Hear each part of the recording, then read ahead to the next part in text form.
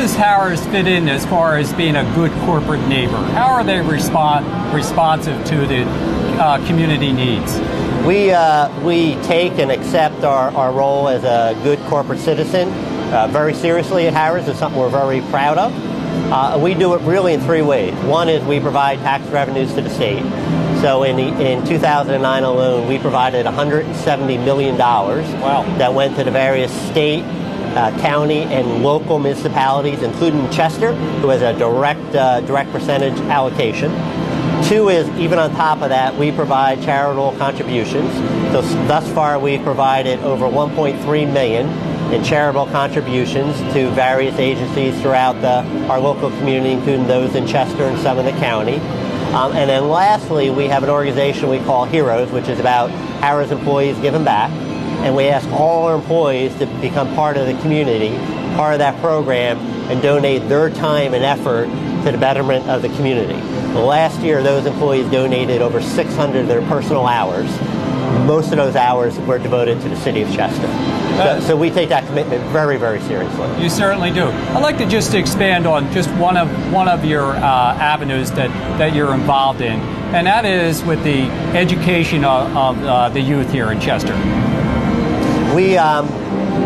We've just participated in two programs. One is our 1% of our table game tax is now being dedicated to Chester Upland School District, where that will allow them to become a sponsoring member of the Delaware Community College for the first time ever, and it will reduce the cost of college education for a Chester resident in half. So a lot more of the residents will be able to achieve their dream of a college education. Secondly, we just partnered with Widener and Crozier to become a member of the Walk to Work program, where between the three organizations, we actually will be providing the down payment for a house for employees that work here at Chester and now can live here at Chester. So we very much want our employees to reside in Chester, and this is a new program that we're rolling out to encourage those employees to live, reside, and participate in the Chester community. Ron, as Sheriff of Delaware County, I got to talk to you a little bit about security. A lot of our viewers from Delaware County have a certain perception about the city of Chester. And I wanted to just ask you about some of the measures that you take to ensure that somebody that's going to visit from anywhere is going to have a safe experience when they come to Harrah's. Sure. I think first and foremost, the perception is not always reality, and I think the perception of Chester is a little overstated sometimes. The mayor and the council and the police chief have worked very hard to provide safe means of egress in and out. So for example, off of 95 coming in exit 8, you're down a major highway and you're right here at Chester, at Harrah's Chester. Within the properties, you can see it's the vibrant, well-lit property. You have all walks of customers here. We have security is not a big concern for us. We're certainly conscious of it. We have well over 100 security guards to provide not only a safe environment, but a service-oriented environment. We have hundreds and hundreds of security cameras like every other casino in the world. And we have well-lit areas that I think our guests feel safe.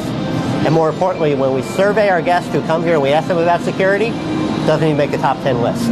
So our guests are not concerned about it, meaning they feel safe when they're here. Well, I can tell just by looking behind us, it doesn't seem like anyone's concerned about their security right now. Ron, I want to thank you very much for having us down at Harrah's Casino in Chester. Thank you for having me. Look forward to seeing you again. Thank you. And we'll be right back with more of Delaware County's Most Wanted. Delaware County's Most Wanted. Jonathan Williams, last known address Siegel Street, Chester. Charged with criminal trespass, violation of controlled substance, possession of drug paraphernalia, criminal mischief, and wanted for failure to appear for court. Bernard King, last known address Calkin Drive, Sharon Hill. Charged possession of a controlled substance, possession of drug paraphernalia, criminal conspiracy, and wanted for probation violation.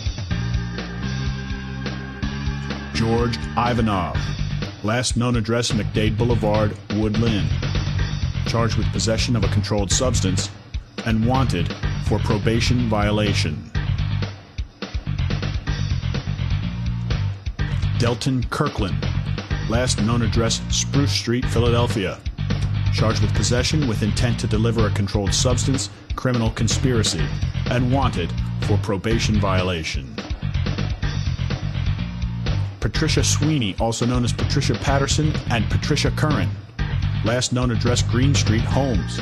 Wanted for probation violation, charged with DUI and simple assault. Oscar Melendez, last known address, Bickley Street, Chester. Charged with simple assault, indecent exposure, and wanted for probation violation.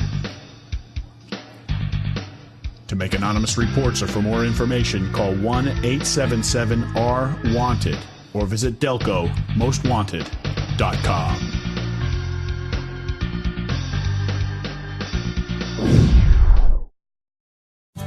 You'll find classic dining in a casual setting when you visit the historic Lamb Tavern in Springfield. Delicious all-American cuisine, newly renovated dining room and bar, exceptional banquet facilities, a great place to meet for a meal, for a drink, or to celebrate a special day. It's always a pleasure to visit The Lamb, where historic charm combines with excitement and class right here in Springfield. Find menus and more information online at lambtavern.com. Optonaker Incorporated. Let's talk trash. We have been serving the Delaware Valley since 1969 and have established a reputation for reliability and consistently great service. We offer personalized services to meet your exact needs. We do recycling, roll-off and container service, compactors, bulk cleanup, and more. Demolition services are also available. Call Optonaker Incorporated at 610-459-3515 or find us online at optonaker.com.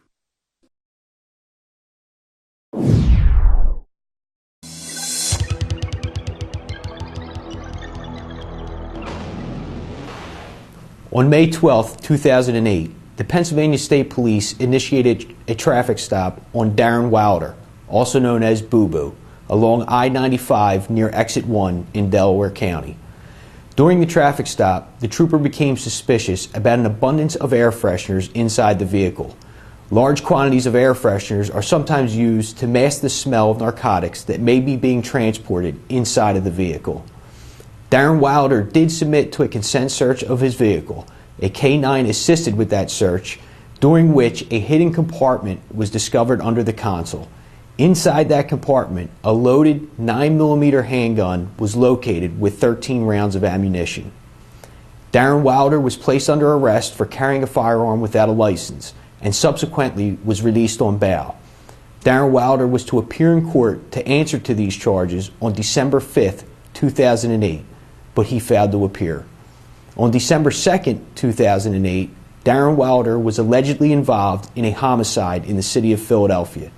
It is believed that Wilder's mother was involved in a traffic stop in Philadelphia. His mother was the passenger in the vehicle being stopped. At some point, Wilder's mother switched places with the driver of the vehicle and was subsequently arrested as a result of the stop. Darren Wilder took offense to his mother's arrest and placed blame on the driver of the vehicle. It is alleged that Darren Wilder killed the driver of that vehicle. Darren Wilder is now a fugitive from both Delaware County and the city of Philadelphia. He is considered armed and extremely dangerous. Darren Wilder also has 3 prior drug convictions. If you have any information on the whereabouts of Darren Wilder, make no attempt to approach or apprehend him. Notify the police or sheriff's office tip hotline immediately. Sheriff McGinn was recently a presenter at a state conference for township commissioners, and the sheriff conducted a presentation on Homeland Security. And you may not know this, viewers, but the sheriff has a vast background in these topics, a graduate of the Naval Postgraduate School in the Executive Leadership Program for Homeland Security. And as we know, Sheriff, Homeland Security covers a lot of bases, really a broad topic. Can you talk a little bit about what you presented specifically? Well, first of all, I just would like to say that I had an opportunity to present to the First Class Township Commissioners Association, and it was like going back, because I used to be a township commissioner, so it was actually rewarding to go back as a presenter.